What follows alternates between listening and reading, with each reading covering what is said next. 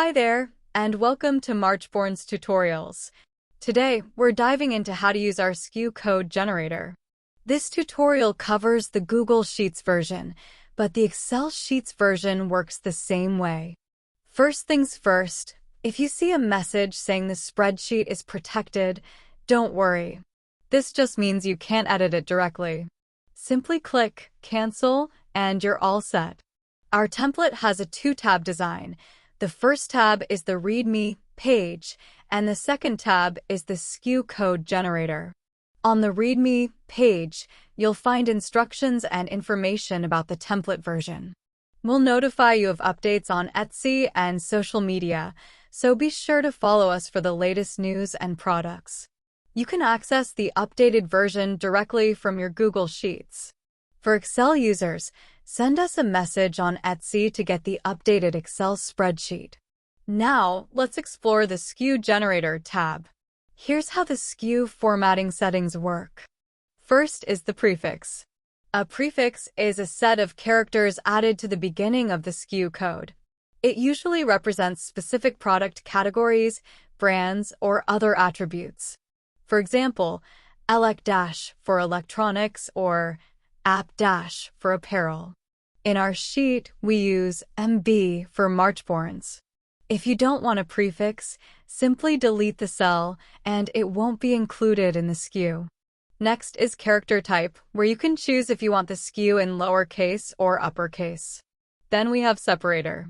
A separator is a character used to divide different segments of the SKU code. It helps in organizing and structuring the SKU for better readability. You can select your separator from the drop-down menu. Here, you can also see the number of SKUs you've generated and the number of categories for which you've created SKUs. Moving to the table, the first two columns, prefix and product ID, are fixed. If you selected a prefix, you must fill out the prefix column. Similarly, if you chose to include an ID, you need to fill out the product ID column. If you selected both, fill out both columns.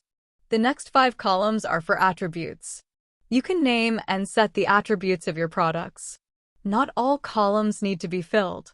If you only want to use 2 attributes, name those columns and leave the others blank based on your needs.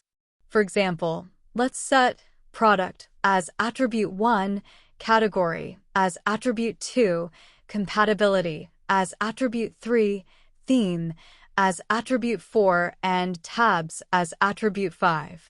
If we're selling a digital SKU generator, we might set product as SKU generator, category as business, compatibility as Excel, theme as rainbow, and tabs as 2 tabs. Next, select how many characters you want to use for each attribute.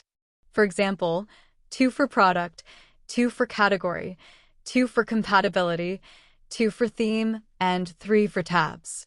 This will result in a final SKU like MB/SK/BU/EX/RA/1T, where MB is the prefix, / is the separator, SK represents the product, and so on. You can also see the total length of your SKU, how many characters it contains. Please note, after adding the attributes and settings, if the Excel template can't generate the SKU, go to File, More, Options, Formulas, and enable iterative calculations. You can adjust SKU formatting settings at any time. And that's a wrap for our tutorial. We hope you found this video helpful. Please subscribe to our channel for more useful tools and tips. Thanks for watching.